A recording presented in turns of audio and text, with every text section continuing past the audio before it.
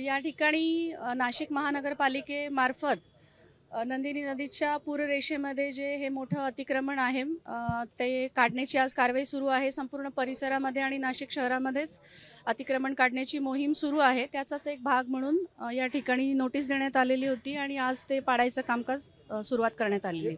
अतिक्रमण कुणाचं आहे, कोणाच्या नावावर ही बिल्डिंग आहे आणि काय नोटीसमध्ये म्हटलेलं आहे? ही जी बिल्डिंग आहे टाउन प्लॅनिंग विभागामार्फत श्री लोंढे यांच्या नावाने ही नोटीस आम्ही जारी केलेली आहे। पोलीस विभागामार्फत पण तक्रार प्राप्त झालेली होती, त्या अनुषंगाने त्यांना नोटीस देण्यात आलेली।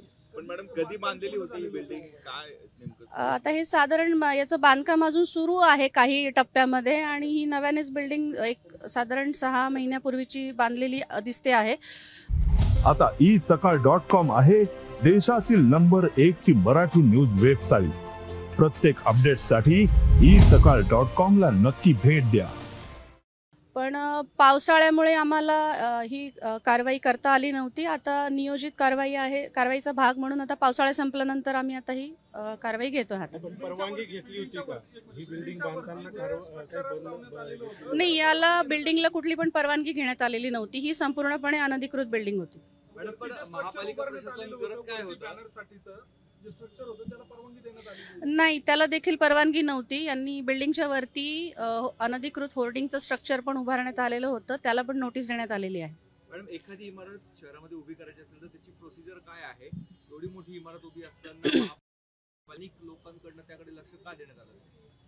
याची रीतसर कायदेशीररित्या टाउन प्लॅनिंग विभागाकडे परवानगी घेतली जाते, त्यासाठी ॲप्लिकेशन केलं जातं। तसंही कुठलंही ॲप्लिकेशन आमच्याकडे करण्यात आलेलं नव्हतं आणि मालकी हक्काचे पण कुठलेही पुरावे आम्ही नोटीस दिल्यानंतर सादर करण्यात आलेले नाहीत। मॅडम, परंतु यामध्ये एक महत्त्वाचा मुद्दा, किरण एक मिनिट, त्यामध्ये महत्त्वाचा मुद्दा आहे, हे अधिकारी नेमके काय करत होते तुमच्या महापालिकेचे? त्यांच्यावर कारवाई होणार आहे? कारण इतकं मोठं बिल्डिंग उभी राहते, पोलीस यंत्रणेवर एवढा बंदोबस्ताचा ताण येतो, लोक सामान्य नागरिकांना वेठीस धरलं जातं कारवाईच्या वेळेला। मग हे एम्पायर उभंच राहू नये यासाठी ज्यांनी दुर्लक्ष केलं त्यांच्यावर काय कारवाई करणार आहात? आणि आता आम्ही असं नियोजन करण्यात आलेलं आहे की जे अशा अनधिकृत बिल्डिंग शहरामध्ये सुरू आहेत किंवा उभ्या राहिलेल्या आहेत त्याचा एक आम्ही सर्वे करणार आहोत सविस्तर, आणि अशा सर्व शहरामध्येच आता पूर्ण कारवाई करण्यात येणार आहे।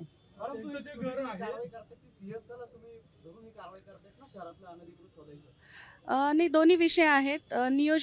नियमित कार्यक्रम म्हणून पण ही कारवाई सुरू आहे आणि सिंहस्थ कुंभमेळ्याच्या अनुषंगाने सुद्धा रस्ते रुंदीकरण या अनुषंगाने सुद्धा ही कारवाई सुरू आहे। दोषी अधिकाऱ्यांचं काय, एक मिनिट किरण, दोषी अधिकाऱ्यांचं काय? कारण या बिल्डिंगला सुविधा दिली आहे, तुम्ही पाणी देताय, तुम्ही रस्ते देताय, तुम्ही लाईट देताय, या सगळ्या सुविधा तुमची महापालिकाच देते ना, मग त्या अधिकाऱ्यांना काय कारवाई करणार आहात? या ठिकाणी अघोषित झोपडपट्टी आहे आणि स्लम विकसित झालेली आहे आणि टप्प्याटप्प्याने याचं कारवाईचं नियोजन आमचं सुरू आहे।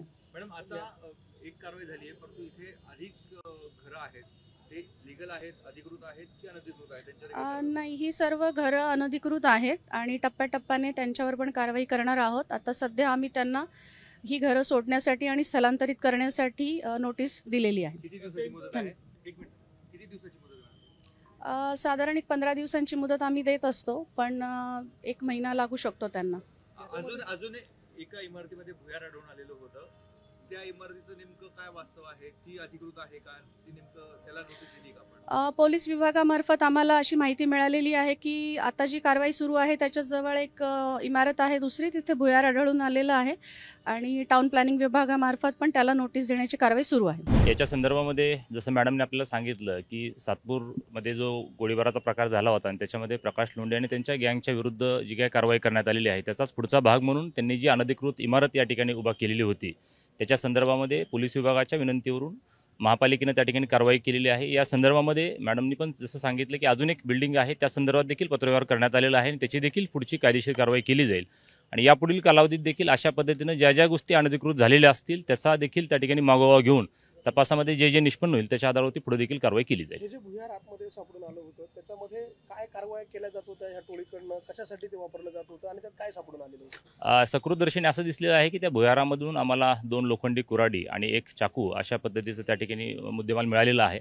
आणि सकृतदर्शनी अजून पण त्याविषयी कन्क्लुझिव्हली सांगता येत नाही कारण तसा कोणी तक्रारदार अद्यापर्यंत समोर आलेला नाही, मात्र त्या ठिकाणी दबावानं त्यांचं असेल किंवा त्या ठिकाणी त्यांच्या दबावाने जे काही गैरकृत्य करणं असेल अशा उद्देशांसाठी या पद्धतीच्या भुयाराचा वापर केला जात होता असं सकृतदर्शनी आतापर्यंतच्या तपासात निष्पन्न झालेलं आहे. यापूर्वी देखील लोंढ्यांच्या अशाच एका भुयारावर कारवाई अतिक्रमणावर तेव्हाही असंच भुयार सापडलं होतं. तेव्हा तक्रार होतीच की त्यामध्ये नेऊन मारहाण करण्यात आली होती एका इसमाला आणि त्यानंतर ते समोर आलं. आता पुन्हा भुयार निर्माण केलं जातं.